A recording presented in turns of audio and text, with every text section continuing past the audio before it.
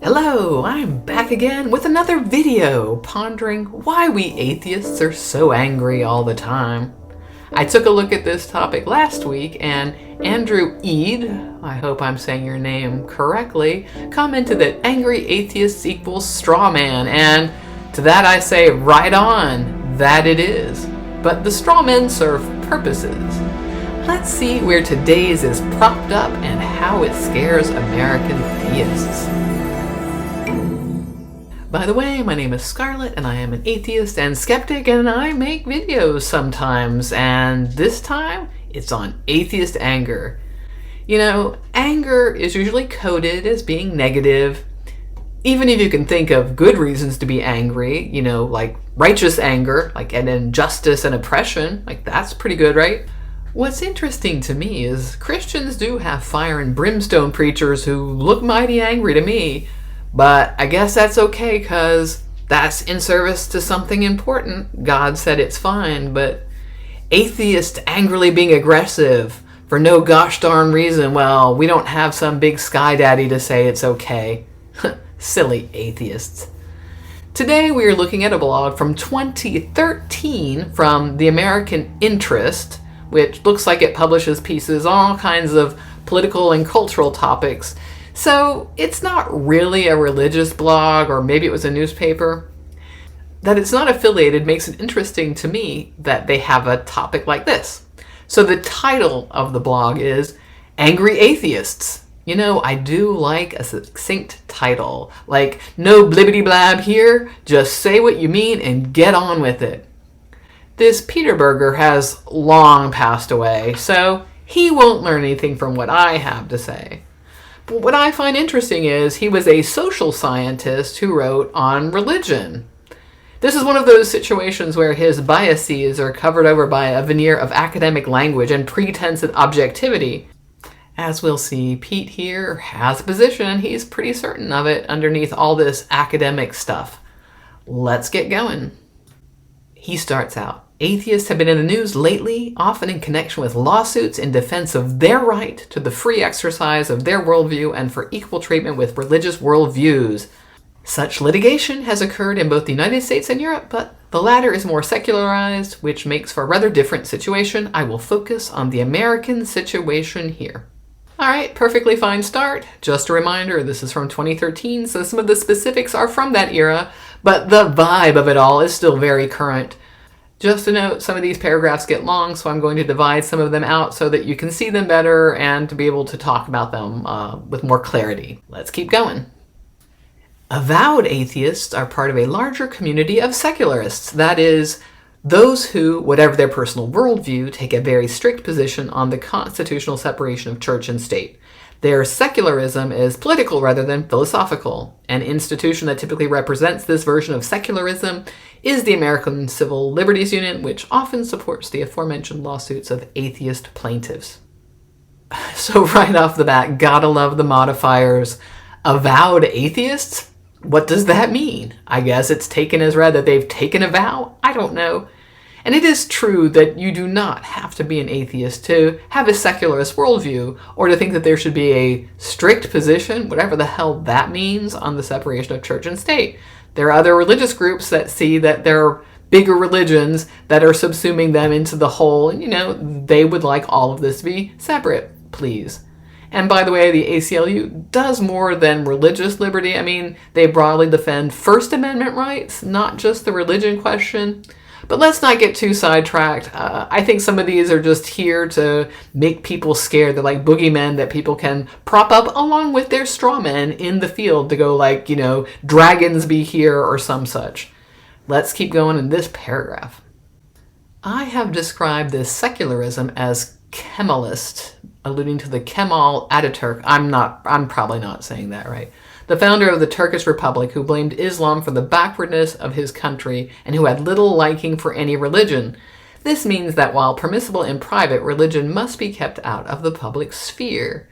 Atheists can certainly agree with this policy, but their view of religion is philosophical rather than just political. Religion is an illusion, and the illusion is dangerous and must be opposed on the battlefield of ideas. Here's where we sort of leave the rails.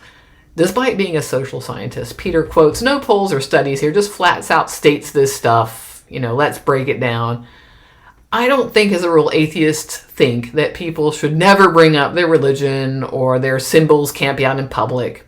I think a lot of atheists are fine with seeing decorations for holidays. The deal is, if you're going to do that, you need to share with others other traditions. It cannot be seen as the government upholding one religion. Now, I think Peter here is talking about Ten Commandments monuments, because that's where we're going to go next. And again, as a rule, I think atheists think you shouldn't put Bible quotes, and the 10 C's are definitely an example of that. You shouldn't put them on any government property, which includes schools and the police, by the way, not just courthouses. The issue in this case is that you are not representing all citizens. Your Bible quote implies that religion is a part of this civic life, the police or schools or other government. The role of these places is not to promote religion. The notion that atheists think religion is an illusion that must be fought is separate from the appearance of religion in the public square. The separation of church and state in the U.S. means if you're a police department, your role is to uphold the law. Schools are supposed to educate students. Government passes laws. Religion is not a part of that. That individuals that work for the government are religion is obvious and should not even need to be stated. And yeah, that they inform their values from a place of religion, understandable. However, they should keep in mind when they are in their function that their job is not to promote their religion. They can do that on their free time. They can attend church and read their scriptures on their own time. And it would be wonderful if people in the majority could keep in mind that there are minority members of their communities, and they shouldn't use the power of their majority and the authority of government to force others into their beliefs when they're in that function. And just to be super clear, let's imagine there is a math teacher at a school who is Christian. When in their role as teacher, their job is to teach math, not proselytize. And sure, as teachers, we often have other tasks, like making sure that all children feel welcome in the classroom, keeping order, basically just being a human being around other younger humans. You can do that without bringing your religion into it, especially when some of these children are in other religions or don't have any religion at all. That's all. You can be human without bringing your religion to bear. Do that on your own time. It's not that hard. Let's move on to the next paragraph. Atheists in the United States have become aggressive. Oh, do tell aggressive, say. A case in point, on June 6, 2013, Religion News Services reported that American Atheists, an organization claiming 4,000 members with headquarters in New Jersey, has announced plans to erect a 1,500-pound granite bench in front of the Bradford County Courthouse in Stork, Florida, with engraved quotations supposedly supporting an atheist worldview. This monument was the result of a settlement ending litigation over a similar granite display of the Ten Commandments in the same location. The settlement was made to conform to an earlier Supreme Court decision that a religious monument was constitutional in public space if it was privately funded and if other religious groups are allowed to erect their symbols in the same space.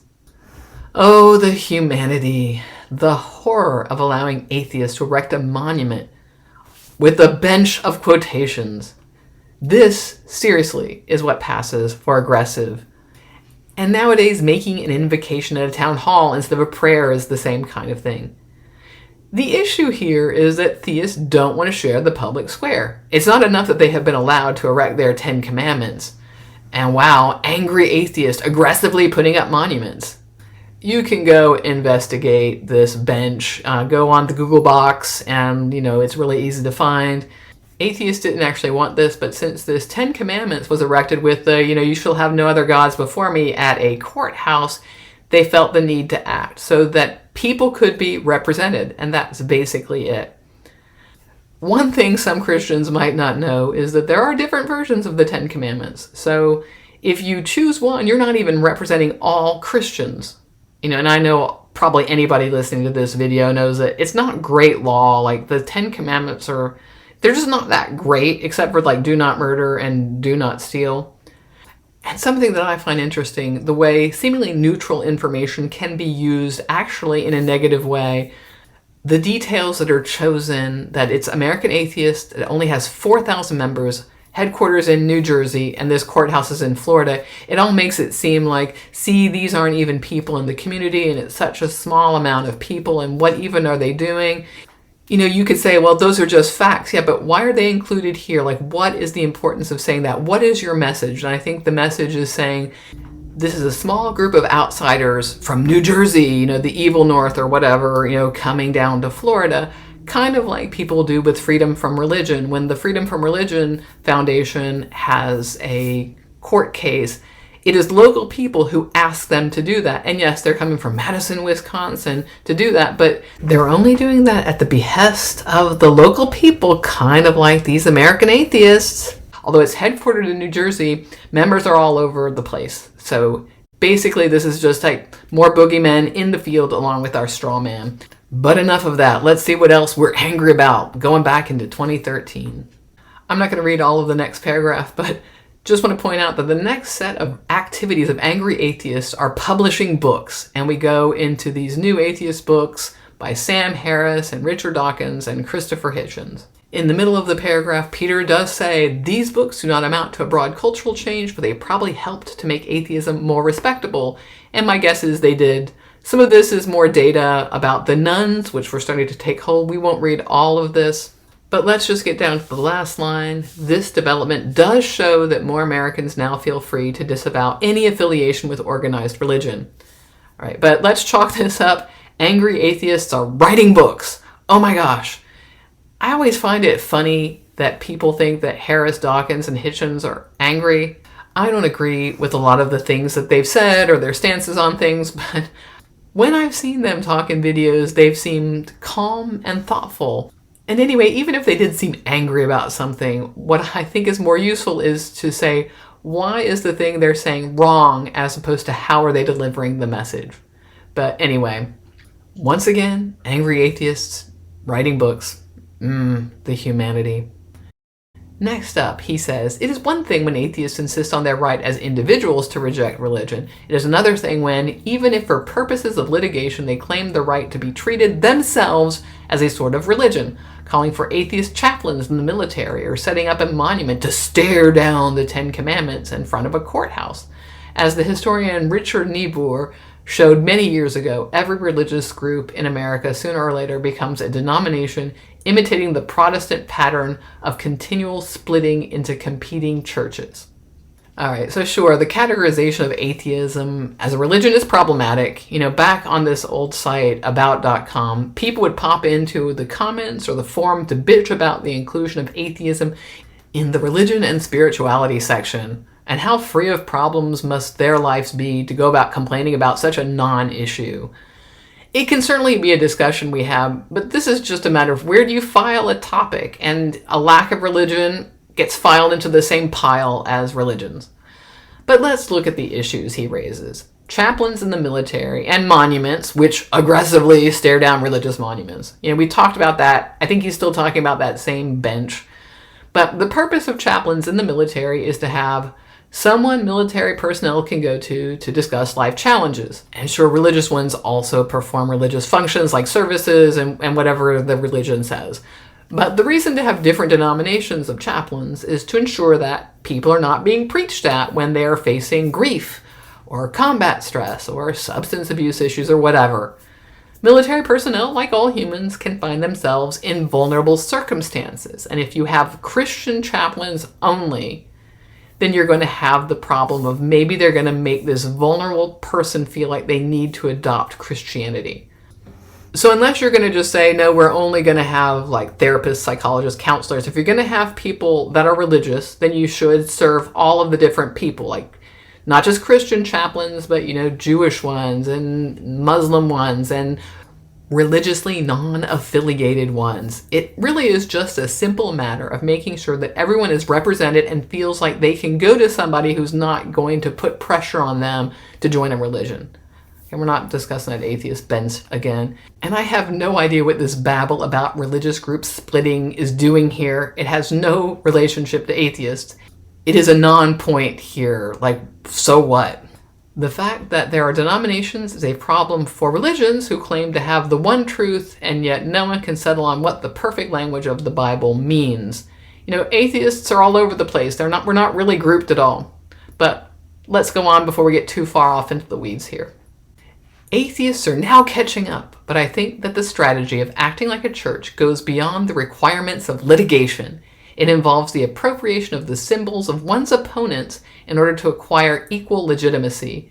This is why homosexuals now insist on the word marriage, even if an institution labeled civil union or domestic partnership would bestow the exact same privileges as heterosexual marriage.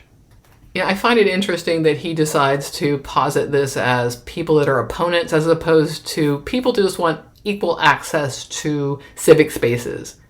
And I think that Christians have appropriated the symbols of the state to bolster their status in the US. Like, do Christians own raising a statue? And what I find interesting is the admission that atheists are trying to acquire equal legitimacy. Like, it doesn't say we're trying to push people out, just equal legitimacy. Like, no shit. Atheists are just as American as anyone else, and yet Christians are doing their best to make it seem like you have to join their team to be American. I don't know, projection maybe? And it's funny to me that a social scientist who is supposedly so thoughtful about words doesn't understand why a gay couple would want to call their relationship a marriage, like other loving couples do, and not just use some legalese, civil union kind of terminology. Do you think of your marriage as some legal transaction, or do you think you're spending your life with someone you love? Like, go buy some empathy about people who want to feel like they are on the same footing as you. And by the way, not all atheists support same-sex marriage, so why is this even here? Shrug emoji? I don't know. Moving on. An atheist chaplain in the military wearing the same uniform and presumably having the same rank as his theistic colleagues would be a walking symbol of the equal legitimacy of the atheist worldview. Abso-fucking-lutely. A general metaphor for the appropriation of the symbols of the other, when Napoleon had himself crowned as emperor, he put on a crown. Crowned as emperor, put on a crown. Yeah, no shit. The champion of the French Revolution appropriated a central symbol of the monarchy it had overthrown and now used it to bestow legitimacy on the new monarchy that defined itself as embodying the ideals of the revolution. I don't know why we need a reference to Napoleon. Like, are you saying that atheists are like dictators? I mean, you were talking about atheists achieving equality and legitimacy, and then you mentioned an emperor? What even is this dog shit of a blog post? And where are the angry atheists now? I have not seen an angry atheist recently. All right, maybe there's one in the next paragraph. Let's keep going.